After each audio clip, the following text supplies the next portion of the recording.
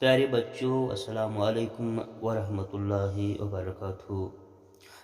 جماعت ساتویں، مضمون اردو، عنوان قلم، اور میں ہوں آپ کا میزبان عبد الوحید۔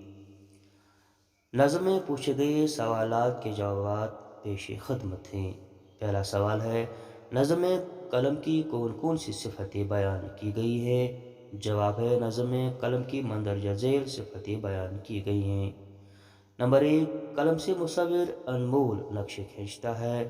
نمبر 2، قلم بادشاہ کے ہاتھ میں پہنچ کر انسان کی رہائی یا پھانسی کا فیصلہ سناتا ہے۔